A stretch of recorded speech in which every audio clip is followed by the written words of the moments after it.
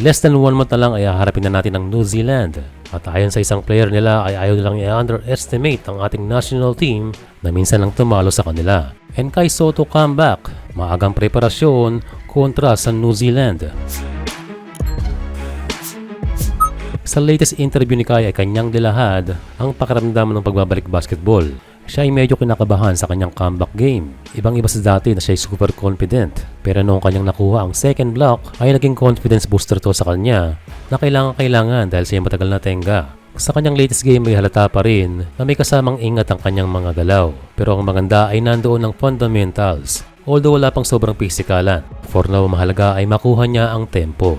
Bago magbakasyon ng bilig sa February 15 para mag-giveaway sa FIBA ay mayroon pang 6 games si Kai Sotto. Enough time para dahang-dahang maibalik ang kanyang dating laro. Yes, nakabalik na siya sa court, pero ang kanyang game ay on progress pa. Normal lang yan sa napahinga ng matagal. Sabi nga natin noon, bukod sa recovery ng injury, ay dapat ding i-recover ang playing shape. By the time ng practice, or kung magbabalik siya sa Gilas next window, ang mahalaga ay nasimulan niya na ang pagre-recover at dahang-dahang pagbabalik ng kanyang game. Or may preparation pa kontra sa New Zealand Tall Blacks, and not mentioning the Aussie Boomers sa Marso. Sa ngayon ang mahalaga ay nandiyan na si Kai at maitutuloy ang kanyang unfinished business para sa Koshigaya Alpas na naudlot noon. Kaya welcome back kay Kai Sotto and more power. Maliban kay Tohi Smith-Milner ay pinagmamalaki rin ngayon ng New Zealand ang isa pang player na balbasarado. Ito ay si Jordan Ngatai. Ito ang namatay noon sa Gilas na pumukol ng 5 out of 5 sa 3 kaya nakuha nila ang panalo. Sabi nga natin lagi na malaking bagay ang 3-point shooting. Kaya ang magandang laban sana noong Asia Cup ay humantong sa pagkatalo dahil sa outside game ng Balbas Brothers.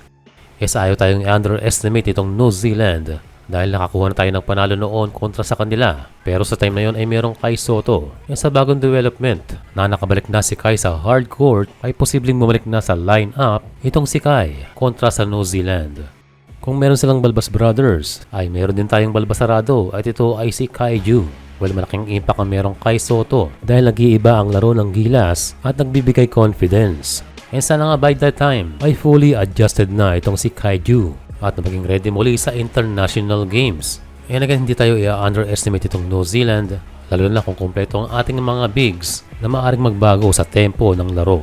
Sa ngayon ay kailangan nating tapatan ang shooting nitong New Zealand Tall Blacks. Ang tanong ay sinong mga players natin sa pool ang kayang bantayan ang perimeter. And ang tanong din ay kaya bang i-solve ni Coach Tim Cone kung paano mapigilan ang mga shooters ng New Zealand. Kaya proud na proud itong New Zealand kay Ngatai dahil naipasok niya ang mga tres na naka-design para sa kanya. It's all about tactics sa depensa. At the same time ay kung paano ito ma-execute ng mga players.